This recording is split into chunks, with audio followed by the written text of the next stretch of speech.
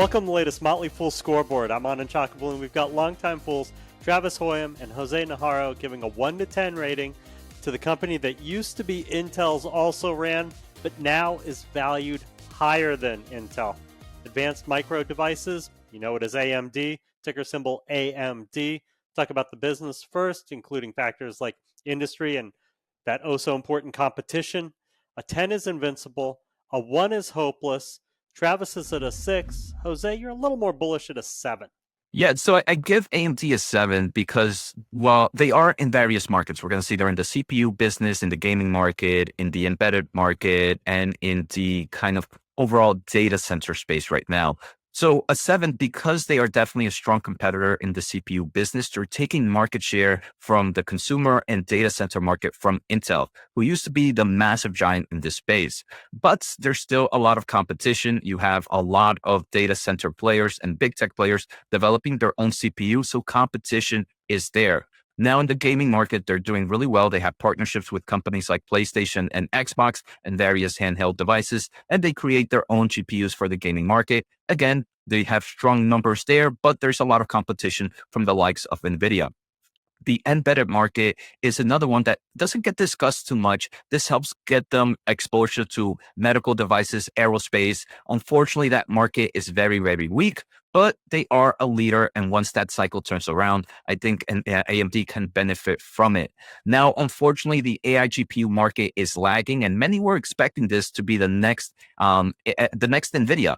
While they are making great money in AI GPUs, I don't think they're going to see the numbers that NVIDIA did, but that's okay because this market needs competition.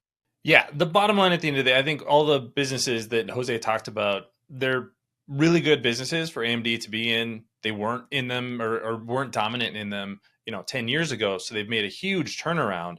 But at the end of the day, the story about AMD right now is about artificial intelligence and GPUs. And they're just behind NVIDIA, particularly on the software side. So you're going to have much more competition coming into the space. I think everybody, at least if you're a customer of NVIDIA, wants AMD to succeed because you want competition for those leading chips.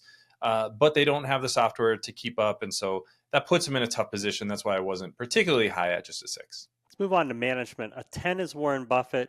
A 1 is Homer Simpson. Both of you have 8s, Travis.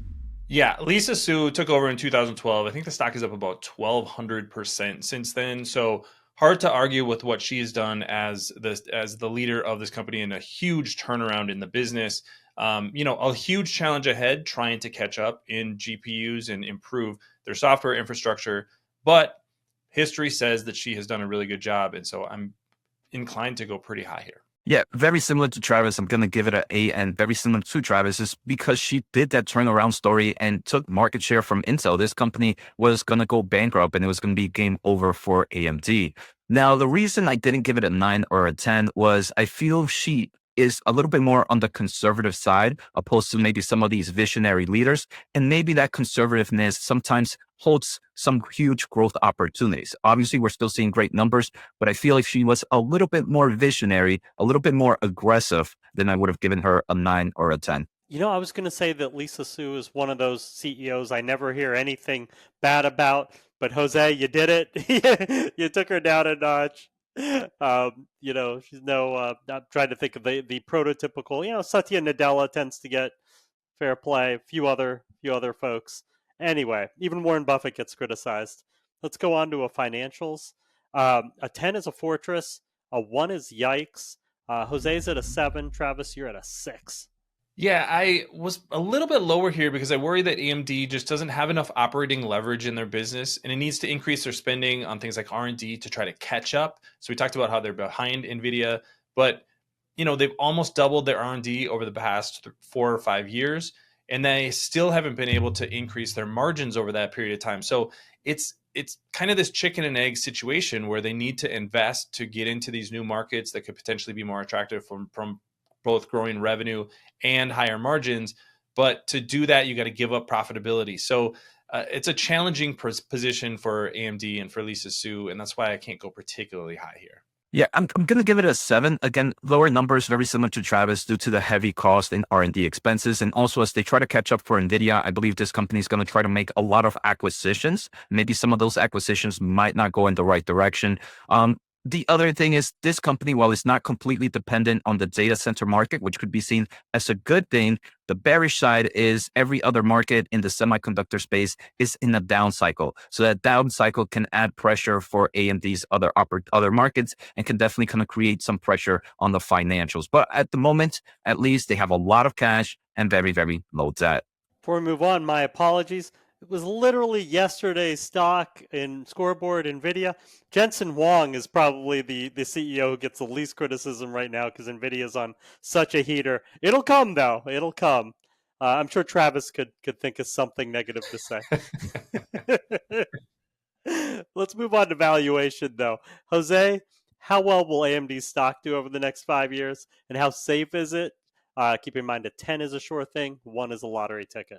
Yeah, in forms of returns, I'm going to give it a 10 to 15%. I do believe it could double in the next 5 years. And even if it doubles from here, I think it's still less than a $500 billion market cap. I'm going to give this a safety score of 7. The reason I put it a little bit higher than if you might have watched the NVIDIA episode is this is less dependent on AI. And that can be a nice tailwind for the safety, as you might see a weakness in AI, but you can see growth in the other cycles and still produce some great returns. Yeah, and I agreed with 10 to 15%. I'm a little bit higher than NVIDIA, if you want to go back to that one. And that's just in part because of valuation. You do have that solid foundation and a fairly diversified business. This isn't a one-trick pony, but can't go particularly high on the safety score because it is a very, very competitive market. And they do have to spend a lot of money on R&D to try to keep up and try to grow into these markets that, they're not necessarily leaders in. So kind of a balance there for investors to think about the valuation and growth potential and then the safety and what can go right and what can go wrong. A little bit higher than NVIDIA, Travis. I assure you, for those who are not as adept at compound growth, 10 to 15% a year in annual returns, compound's a lot better than less than 0%. Definitely go back and watch NVIDIA if you haven't. Let's move on to top it, everyone's favorite. Jose, is there a company in AMD's space that you like better? In the CPU business, I'm going to say no. I think AMD is a top player. But if there was a top contender here, I'm going to say Qualcomm. Qualcomm provides great processing for the mobile market. They're entering kind of the PC market. So they definitely have both good valuations and good growth opportunities as well.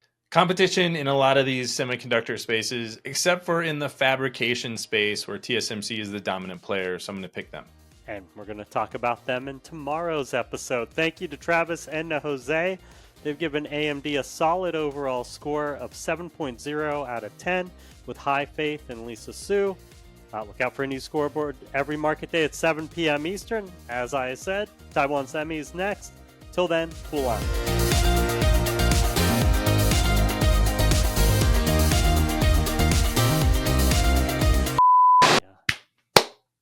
Oh, sorry. You wanted 1. I gave you 2. That's why we need AI. Is my AI just not erasing the clap so I can't hear it? Oh,